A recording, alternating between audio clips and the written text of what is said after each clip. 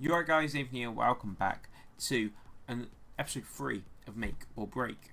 And first off, basing on last episode's suggestion in the comments down below, we're going to be creating the new team. I decided to go with the Bundesliga purely because I thought that I would have time to do this tournament was out, and there's lots of players that you can get that are from different nations. It was like a nations sort of tournament you had to do. And basically you had to have 11 different nations in the starting 11, and with the Bundesliga there are plenty of positions where you have like random ones, like you've got, I think I bought a right mid who was from Guinea or something like that. I've got a centre back from Serbia. I've got two centre backs from Serbia actually. I've got a Swiss goalkeeper, so it's pretty there's a wide selection of players you can actually get. And but unfortunately in this episode I didn't actually have time to do the tournament. I ran out of time. It was only for like a day anyway, and there's a new one out now that you'll see in next episode, which we build the team around, because we will be changing the team every episode, like I did say. So starting off, we're coming against this guy.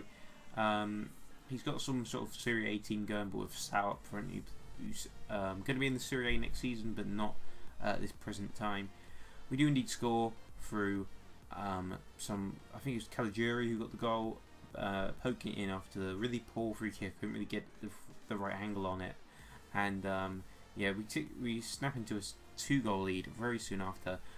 Hernandez took a little delay before he shot, able to curl it around the keeper, make it 2-0, and approaching half time now, we get another goal here with Hernandez once again. He's just such a good striker, and the formation I think really helped with his team, the 4-5-1, with a completely flat midfield. It's sort of got a bit of a shape to it, but it's sort of like it's so hard to break down. This is how I got most of my goals. It's so hard to break down when players try and play out from the back. When you get intercepted, there's so many options to pass it, and we definitely exploited that in this game. As you've seen, like Gustavo played a lot of balls through to Hernandez when we've won it back in midfield from this guy trying to play it out. Also, I think it's helpful because there's definitely a lot of width to it, like because there's 3 centre mids. They're still sort of positioned wide out on the field, so you can sort of interchange with the wingers and get lots of runs going, and that's why I think it's really useful. But I was just trying it out again because we're in a low division here. We're not exactly gonna be playing some of the best players in the world, and yeah, we didn't really need to play a proper sweaty formation like I would in Division 1 maybe. But as you see, we win the game 4-3. This guy actually came back at the end. It was pretty scary. He learned the weakness of my team, which was pace, I guess. He just kept running at me with Sal. And then we're coming against this guy. He's got some of French La Liga hybrid, but he's playing Griezmann on the wing. He's not an upgraded version. So we'll see how we fare in this one. And a nice bit of dribbling there from Hernandez. Gets in, shoots, and what a finish that was. Right in the bottom corner. His finishing is really lethal compared to other strikers I've used. It just seems that his shots go in more than others.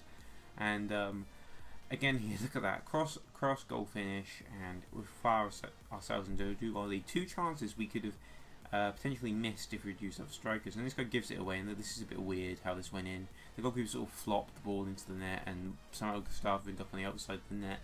Bit glitchy, but we'll take it. We need to get all the goals we can, and here comes a 4th and a final in this game. Hernandez on the ball, dribbling a bit around the defenders, lays it off, finds Thiago in a bit of space, who just absolutely hammers it into the back of the net to make it 4-0, and he quits in the 84th minute, which again is one of those pointless ones. So he could have just played out another 6 minutes, he would have got the coins, he would have been able to buy more players, but no, he has to quit. And then there's this guy, you've got Gekas on the wing, who's got about 40 pace. And I was just thinking, oh Jesus. He's sort of building a Dutch team, but when you're playing a 40 pace winger, you're not helping yourself really, are you? You're sort of being detrimental to your own cause. And Junuzovic here gets in, scores really early on.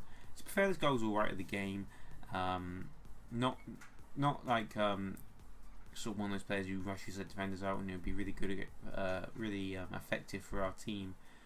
But he sort of tried to play it out slowly, build up slowly, which I guess what we had to do. He didn't really have the most pace up front with Van Persie and Gekas, but we get a penalty. Pretty lucky, to be honest, and I'm not very good at penalties. I seem to have been missing a whole lot recently, but We score with Caligiuri, and he plays out again. He kept doing this as well with playing out the short goal kicks, and Dermot scores. Who's in for Hernandez, who's a bit tired. And this is how the game finishes. Just a casual 3-0 win. Pretty easy, no real pressure on us at this stage. And I started to go pick up some more players as we needed. A lot more players needed fitness this time, so I bought a few more discard ones. We got Didavi, Ucheda, Leonucci, some players who are going to do the job for us. I think Leonucci's got 4-star as well, and we go into this game where you're going against a 3-5-2 Bundesliga side, where he's got a Middlesbrough player randomly in there. I think he used to play for Valencia, Barragan, I think his name is.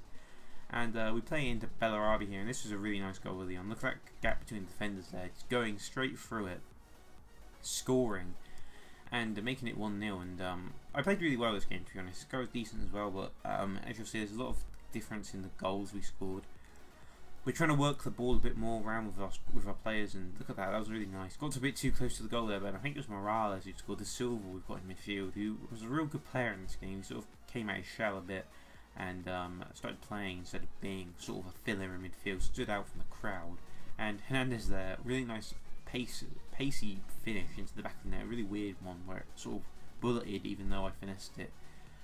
Anyway, Durham here, we're 3-0 up at this point, no real fight come back on, and we play it to Morales, who outstrengths his marker, scores, and that's the second goal for him. 2 in 2 games now for him. And our final one is a bit of the icing on the cake, which shows this division has honestly been a bit of piece of cake. Ucheda could have scored that shot, very nice shot, saved onto the place, and Hernandez scores to make it 5-0. And yeah, this division is a piece of cake, really. I mean, it's we've conceded 3 goals in the opening game. We're a bit shaky in that game, to be honest, but we haven't conceded in 4 games. I don't think we concede in this next game. This game's really weird.